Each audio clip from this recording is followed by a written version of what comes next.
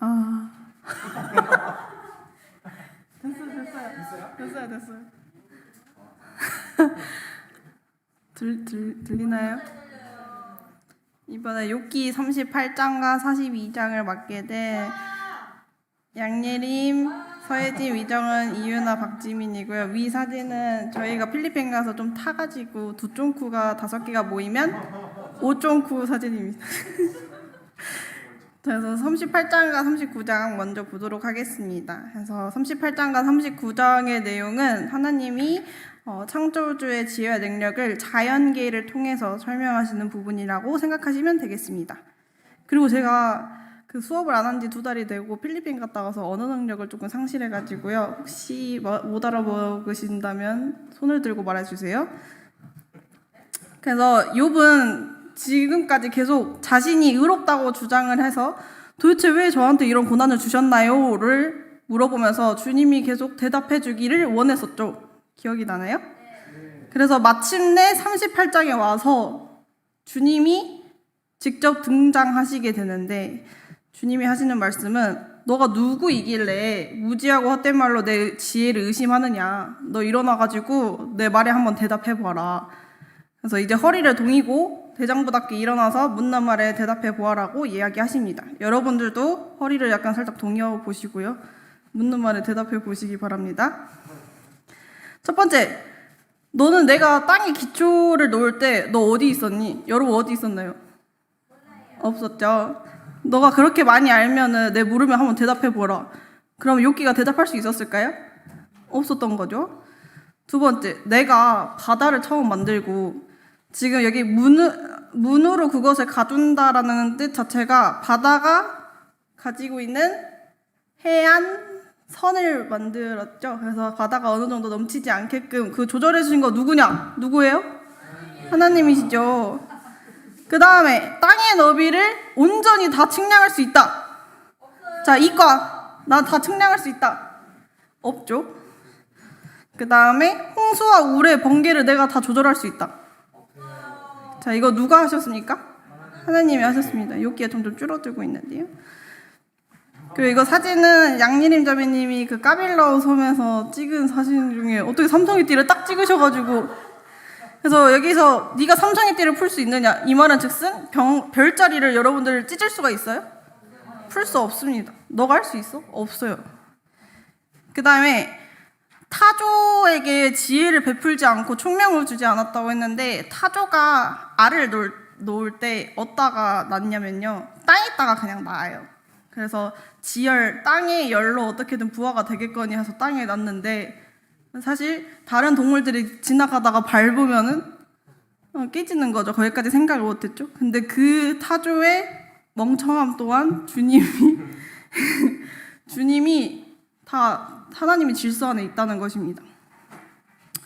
또한 들나귀와 들소들 같은 경우도 누가 이거를 돌보시죠? 하나님이 돌보시게 됩니다. 그래서 말에게 힘을 주는 것도 하나님이 하시는 일이고 여담이지만 말이 빠를까요? 타조가 빠를까요? 타조다. 말이다. 정답은 타조가 더 빠릅니다. 타조는 멍청한 대신 말보다 평균 시속이 한 10몇 킬로 좀 차이 난다고 알고 있습니다. 그건 여담이고요. 그래서 욥기는 계속해서 하나님한테 뭘 물어봤어요? 왜 저한테 이런 고난을 주셨는지에 대해서 물어봤는데 하나님이 고난의 이유에 대해서 말씀하셨어요? 아니면은 너 내가 세상 창조할 때 너 어디 있었니? 누가 지금 이 세상 다스리고 있니? 어떻게 보면은 약간 동문서답처럼 보이는 경우가 있는데 그러면은 하나님은 왜 욥의 고난의 이유를 설명하시지 않고 창조주의 전능하심에 대해서 말씀을 하셨을까요? 5초간 생각해 보세요. 좋습니다. 들려요. 이유는 하나님이 자신의 주권을 드러내서 너 인간들의 무능과 한계를 깨닫게 해주신 거예요. 그래서 욥은 제한된 시야를 갖고 있었어요. 인간으로서. 근데 하나님이 이것을 말씀하심으로써 시야를 조금 넓히시려고 했고 얼마나 인간의 지식이 제한적인지를 좀 깨닫게 해주셨습니다.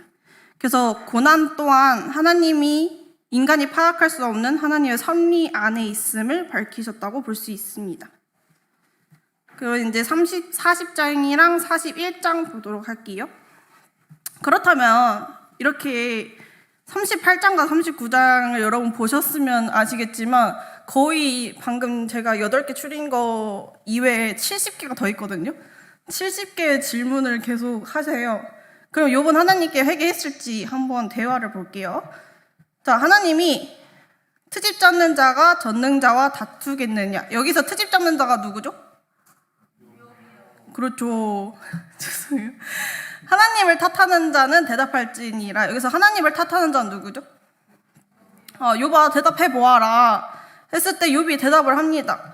뭐라고 하냐면 저는 진짜 비천하고 보잘것이 없다. 제가 지금 무엇이라고 감히 이야기하겠느냐. 저는 진짜 더 이상 할 말이 없다.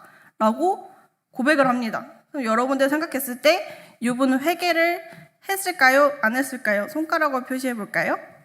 시작. 손으로 그냥 OX 해주시면 돼요. 회개했을까요? 안 했을까요? 엄지척은 정답은 욥은 하나님께 회개를 아직 안 했습니다. 이유를 좀 볼게요. 7절에 이제 허리를 동이고 대장부답게 일어서서 묻는 말에 대답해 보아라. 이거 똑같은 거 어디서 봤죠? 아까 38장에서 봤죠? 자, 선생님 하신 분들 알겠지만 2번 이야기한다는 건 그 학생이 이해했다는 거예요? 안 했다는 거예요? 안 했으니까 계속 이야기를 하는 거겠죠. 그래서 이것도 마찬가지로 욥이 이해를 하지 않았기 때문에 하나님 한 번 더 말씀하셨다 볼 수 있고요. 그다음 8절에 보시면 아직도 너는 내 공의를 부인하냐? 아직도 너는 네가 의롭다 생각하고 내가 지금 악하다고 생각하느냐라고 물어보십니다. 그래서 겉으로만 봤을 때 욥이 전 진짜 비참한 사람이고요. 전 진짜 할 말이 없습니다. 침묵을 인정하는 걸 봤을 때 회개하는 건가라고 생각할 수 있지만 주님은 그 욥의 기저의 생각을 아신 거예요. 본인이 옳다고 여기고 하나님한테 잘못이 좀 있다고 생각하는 욥의 기저의 생각을 알고 계셨기 때문에 아직 욥은 회개하지 않았다. 그래서 자신이 작고 부족함을 인정할 수 있었지만 회개의 마음은 아직 도달하지 않았습니다. 그러면은 주님은 어떻게 하셨는가? 자연계를 통해서도 온전히 깨닫지 못하자 40장 41절에 베헤못과 리워 야단이라는 동물을 통해 한 번 더 말씀하십니다. 그래서 40장 15절을 보시면 이제 소같이 풀을 먹는 베헤못을 볼지어다. 그럼 베헤못이 도대체 무슨 동물이냐를 조금 궁금해하실 수 있는데 안 궁금하신가요? 궁금하죠? 개역 한글 성경책을 갖고 있으신 분은 개역 한글에는 뭐라고 써져 있냐면 하마라고 써져 있습니다. 그러면 하마인가? 라고 생각을 해봤을 때 자, 1번 소같이 풀을 먹나요? 하마 소같이 풀 먹죠? 허리 힘이 강하나요? 강하죠. 뼈대는 노처럼 강하나요? 갈비뼈는요? 쇠빗장처럼 그 쇠처럼 생겼나요? 자, 꼬리는 백향목인 소나무, 그냥 나무라고 생각하시면 돼요. 나무처럼 쭉 뻗어 있나요? 라고 하기에는 살짝 더러울 수 있는데 사람 한마 꼬리를 보면은 그렇게 소나무처럼 쭉 뻗어 있는 모양은 아닙니다. 그래서 봤을 때 베헤못은 아마 뭘까요? 아마 초식동물이지 않을까 라고 추정이 된다고 합니다. 그럼 조금 이해하죠. 그러면은 이제 베헤못을 초식동물이라 생각을 하면은 초식동물이 아니라 초식공룡이에요. 이거 잘못 썼다. 공룡. 그러면은 왜 하나님이 40장에 베헤못을 등장시켰을까라고 생각하면은 초식동물이 키가 작아봐야 3m, 제일 큰 키 브라키오사우루스는 16m까지 되거든요. 그럼 자, 여기 친구가 한 6m 될까요? 6m라고 봤을 때 이 6m의 2배 정도 높이라고 생각하시면 돼요. 그러면은 여러분들 이 베헤못 마주치면 이길 수 있어요? 절대 이길 수가 없죠. 그래서 인간의 다스릴 수 없는 강력한 존재를 등장시키셨는데 그럼 이 베헤못조차 누가 만드셨어요? 그 베헤못조차 하나님이 만드셨고 하나님 통치 아래 있음을 보여줄 수 있습니다. 또 두 번째 동물이 나오는데요. 네가 낚시로 리워야단을 낚을 수 있으며 끈으로 그 혀를 맬 수 있냐라고 했을 때 그럼 리워야단은 무슨 동물일까? 1번 갑옷 같은 비늘, 이빨이 많고 입에서 불이 나옵니다. 자, 불이 산소랑 만나면 연소가 돼서 콧구멍에서 연기가 나올 수 있어요. 자, 이거는 무슨 동물일까요? 힌트는 저의 띠예요. 맞아요. 용띠거든요. 아마 용처럼 생긴 걸 이야기하지 않았을까 싶습니다. 그래서 리워야단도 베헤모과 마찬가지로 절대 사람이 잡을 수도 없고 길들일 수도 없고 어느 것 앞에서도 무력해질 수밖에 없는 강한 존재입니다. 근데 사실 그런 리워야단 베헤모조차 하나님이 만드신 것이고 통치 아래 있음을 41장을 통해서도 한 번 더 말씀해 주시고요. 41장 10절에 누가 내게 감히 대항할 수 있겠느냐? 없겠죠. 그 다음에 온 천하에 있는 것이 다 하나님의 것이다. 인정하시나요? 네. 그래서 세상 모든 것은 하나님의 것이고 그 하나님보다 위에 설 존재는 없다는 것을 알 수 있습니다. 그래서 38장과 41장을 결론을 지어보면은 하나님은 고난의 이유에 대해서 직접적으로 설명하시는 게 아니라 대신 질문을 통해서 너가 이거 아느냐? 너 어디 있었느냐? 너가 이거 할 수 있느냐를 통해서 인간의 한계를 깨닫게 하십니다. 그래서 하나님의 섭리를 인간의 이해로 재단할 수 없고 인간은 하나님의 한 행동에 대해서 판단하는 판단자가 아니라 피조물의 위치라는 것을 알 수 있었습니다. 그래서 하나님은 주권의 주체이심을 분명하게 밝히시고 계십니다. 좀 빠른가요? 괜찮아요?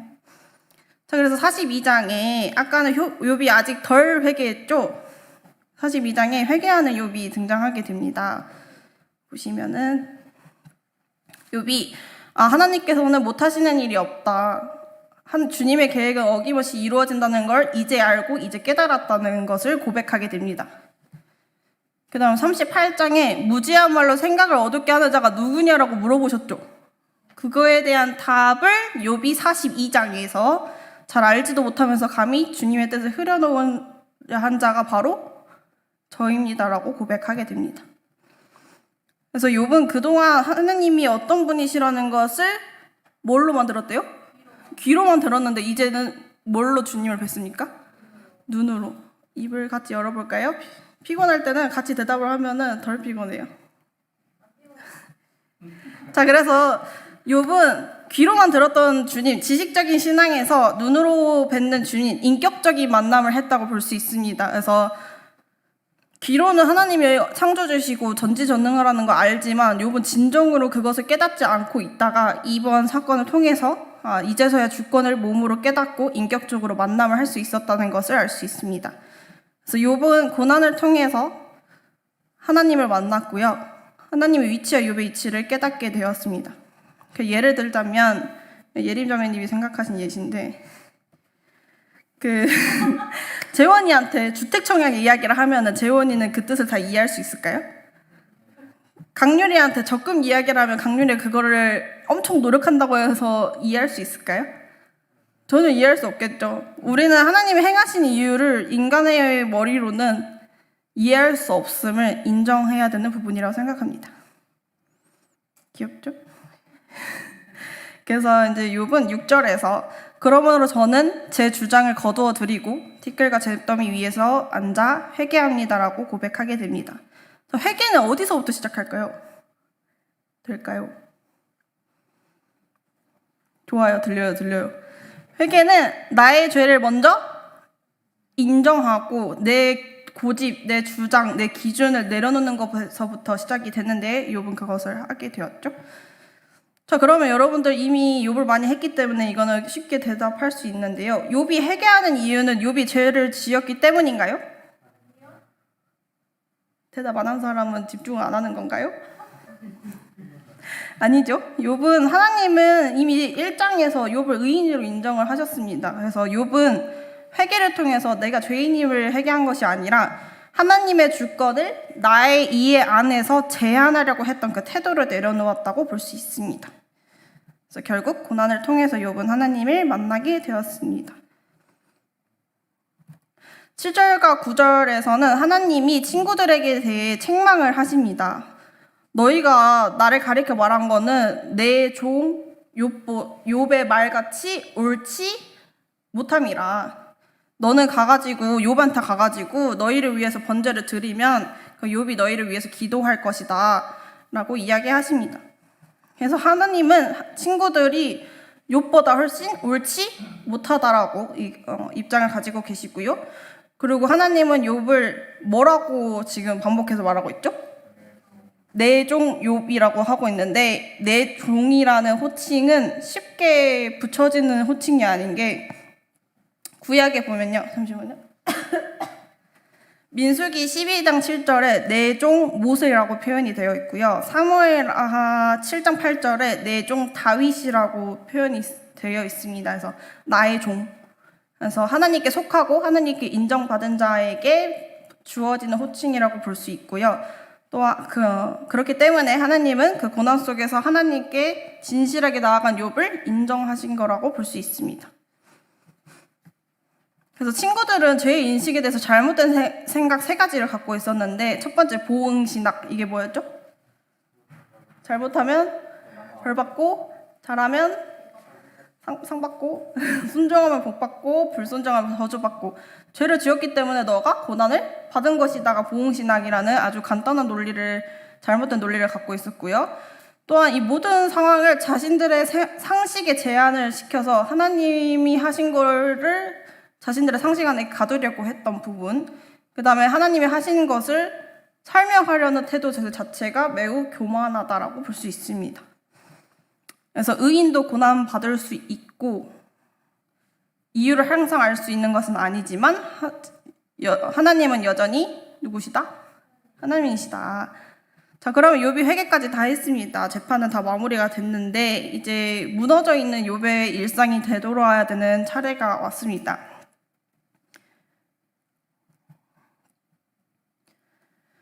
저 10절, 17절을 보시면 욥이 그의 친구들을 위하여 기도할 때 그때 여호와께서 욥의 공경을 돌이키시고, 자, 아까 6절에서 욥이 회개한 이후에 하나님이 바로 욥을 회복시켰나요? 근데 언제 공경을 돌이키셨죠? 친구들을 위해서 대신 기도, 중보 기도를 할 때 돌이키셨습니다. 그럼 욥이 친구들을 위해서 중보 기도하는 게 과연 쉬웠을까요? 그 욥의 친구들이 한 어록 중에 네가 죄를 지어서 벌받은 거야. 너 자녀들을 죄를 지어서 버림받은 거야. 이런 식으로 이야기해서 결코 쉽지 않았을 것입니다. 하지만 하나님은 그 욥이 그들을 용서하고 중보 기도를 할 때 욥을 회복시키시기 시작했습니다. 그러면은 여기서 하나님은 왜 굳이 욥에게 친구들을 위해서 중보 기도를 하게 하셨을까요? 왜 그랬을까요? 답을 하지 못해도 괜찮습니다. 생각을 하는 걸로 충분히 더 자라날 수 있습니다. 두 가지 의미로 저희는 생각을 했는데요. 하나님은 친구들에게 직접 기도하지 않고 욥을 통해 기도를 받으셨는데, 이유는 욥이 하나님과 무슨 관계? 올바른 관계에 있다는 것을 공개적으로 확인하셨고, 하나님은 욥을 인정하셨기 때문에 욥을 통해서 기도를 하라라고 하셨지 않았을까. 또 두 번째 의미는 욥의 고난은 단순히 재산 문제가 아니었죠. 재산 문제가 아니라 갈등을 포함하고 있었습니다. 그래서 친구들을 용서함으로써 그 갈등이 끝났다는 마지막 장면이지 않았을까라는 생각을 할 수 있습니다. 그래서 욥기 초반의 화두는 친구들이 너가 잘못해서 벌받은 거다, 하나님이 너 버리신 거다가 이제 욥기 초반의 화두였잖아요. 그 논리를 좋아하시는 분들이 있을 것 같아서 3단 논법을 좀 가져와 봤는데, 자, 욥의 친구들을 대전제는 뭐죠?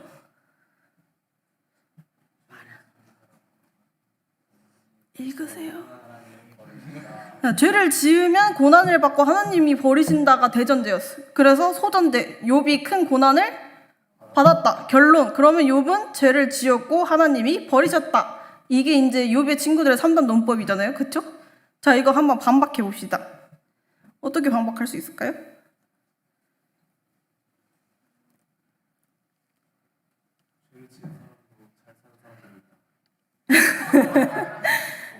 일단 봤을 때 하나님이 욥을 어떻게 하셨어요? 회복시키셨죠. 그러면 결국에 그것은 하나님이 욥을 버리지 않았다. 그러면 욥을 버리지 않았기 때문에 욥이 죄를 지었다는 결론은 잘못됐다. 그러면 다시 또 반박을 할 수 있습니다. 그러면 의인인 욥이 고난을 받았으므로 모든 고난이 죄의 결과는 아니다라는 결론이 도출되어서 친구들의 대전제는 잘못됐다라고 반박할 수 있습니다.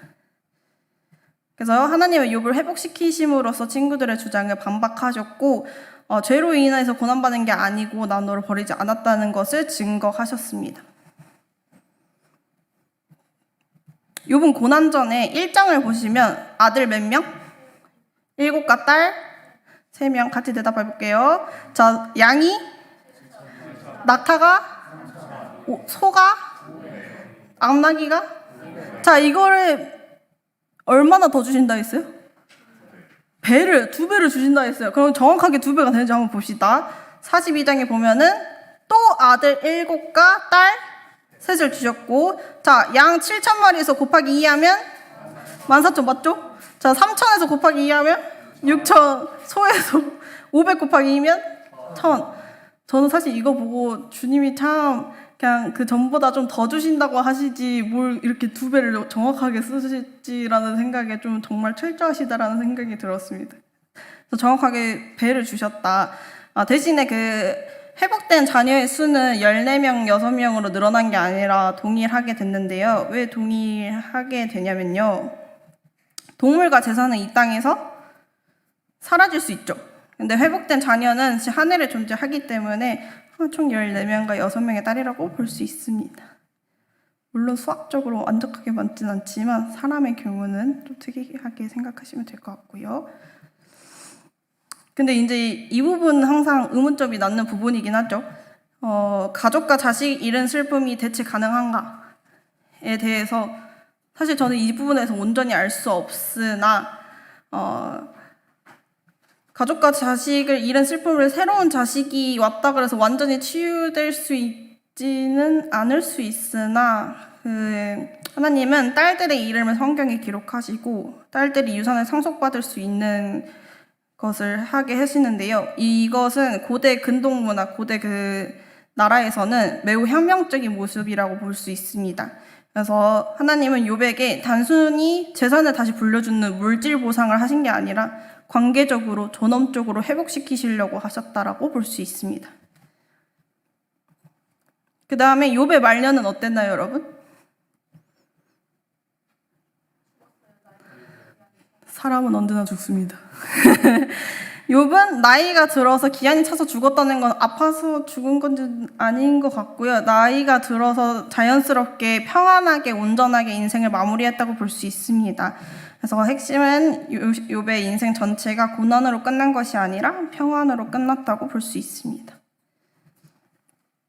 자, 그러면은 욥처럼 착하게 살면서 버티면 하나님이 복을 주십니까?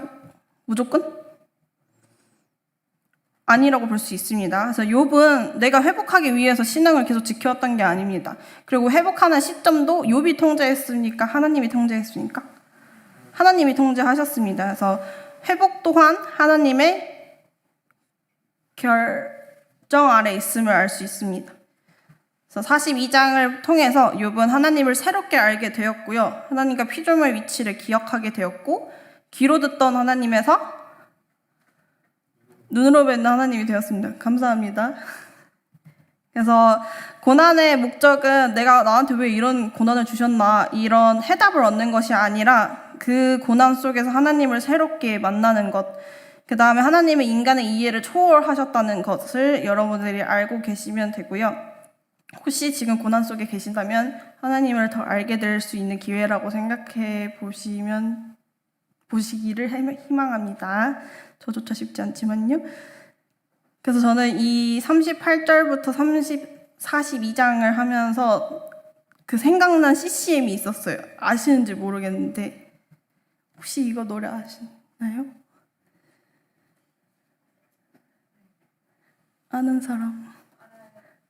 힐송의 그 이름 아름답도다라는 노래가 생각났는데 이거 가사를 보면은 그 일은 강력하도다 대적할 자가 없네 비교할 자가 없네 지극히 높으신 주라는 가사들이 좀 있어서 이 찬송이 생각이 났고 제가 이 찬송을 제가 제 힘으로 아무것도 할 수 없음을 인정하고 모든 것이 하나님의 통치 아래 있음을 깨달았을 때 좀 많이 듣던 찬양이어서 여러분들도 한번 들어보시길 바랍니다. 그래서 마지막으로 38장, 42장을 통해서 여러분들이 생각해 볼 질문들이 있는데 일단 나는 고난 속에서 설명을 먼저 생각하는가 하나님을 먼저 생각하는가를 좀 고민해 보시기 바랍니다. 그래서 고난이 왔을 때 왜 저한테 이런 일을 주시는지 이유를 먼저 물어보는지 아니면 이해되지 않아도 하나님을 신뢰하는 자리에 설 수 있는지를 좀 고민해 보실 필요가 있고요. 두 번째는 나는 내 상황을 기준으로 하나님을 판단하고 있지 않은가. 예를 들어서 시험에 합격하면은 좋으신 하나님, 시험에 탈락하면은 나한테 왜 이러시나 이렇게 생각하고 있지 않는가를 좀 생각해 볼 필요가 있습니다. 자, 그래서 밑에는 필리핀 세부아노 언어인데요. 살라맛이 감사합니다라는 뜻이고요. 사디오스가 하나님을 뜻합니다. 그 다음에 까요가 정말. 그럼 한국말로 하면 하나님 정말 감사합니다. 이거 한번 같이 외치고 마무리하겠습니다. 시작. 살라마 사디오스 살라마 까요.